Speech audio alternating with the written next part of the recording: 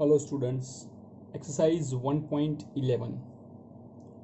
A polythene piece rubbed with wool is found to have a negative charge of 3 × 10⁻⁷ coulomb. मतलब कि एक polythene का piece है, उसके ऊपर एक नेगेटिव चार्ज 3 × 10⁻⁷ किसी वूल के साथ रब करने से एस्टेब्लिश हुआ।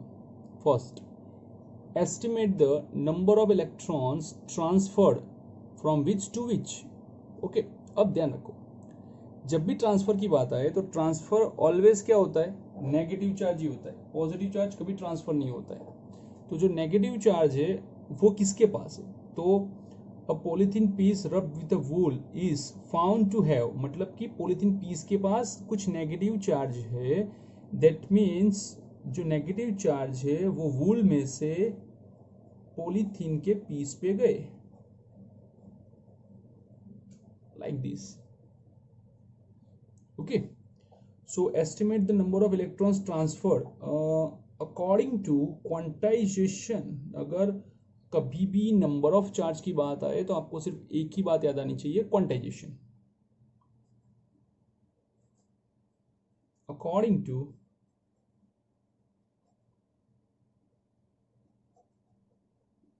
Quantization Q equals to N equals to Q by E. Now we have total charge, it's 3 × 10⁻⁷ and the charge of 1 is 1.6 × 10⁻⁹।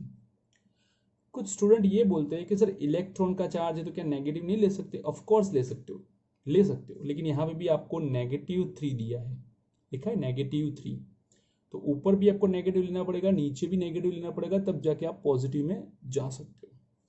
और दूसरी बात, number of charges are positive, never be negative. 3/1.6 1.875 10⁻⁹ ऊपर, it's 12। 1.875 10⁻⁴ number of electrons transferred from, electrons are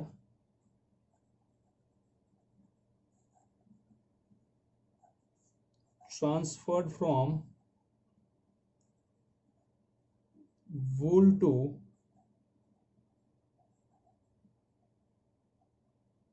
polythene. Okay, second question, is there a transfer of mass from wool to polythene? अब मास की बात हो रही है तो मास में क्या होगा कि capital M is equals to NMe। कैसे?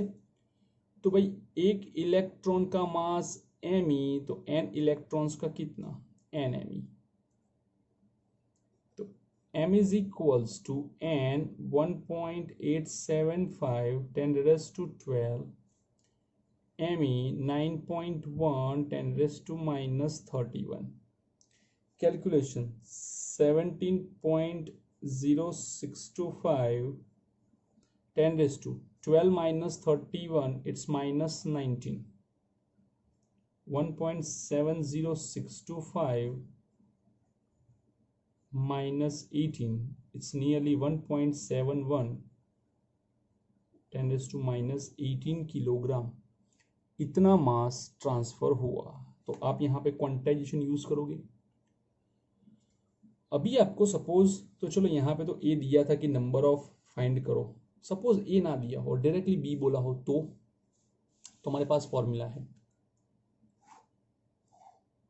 कि भाई total mass is equals to what, तो क्या NMe। ओके, तो n मतलब क्या हुआ, तो n मतलब Q by E।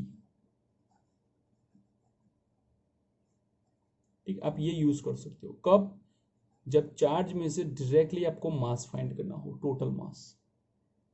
ओके, उससे उल्टा भी हो सकता है कि आपको अगर टोटल मास दिया हो और Q फाइंड करने को बोले तो Q को सब्जेक्ट बनाओ,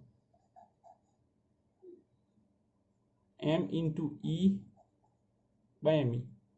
तो ये कब यूज करना है, जब M में से आपको Q में जाना हो। ठीक है, तो ये है आपकी दो शॉर्टकट्स कि डायरेक्टली आप अगर एमसीक्यू है तो आप यूज़ कर सकते हो। यहाँ पर भी आप इसका यूज़ कर सकते हो, डाल सकते हो कि क्यू की वैल्यू है ये रही क्यू की वैल्यू, एम की वैल्यू पता है 9.1, ई की वैल्यू पता है 1.6, डाल दो, आपको आपका आंसर मिल जाएगा। ठीक है, तो ये रहा आपका पूरा न्यूमेरिकल।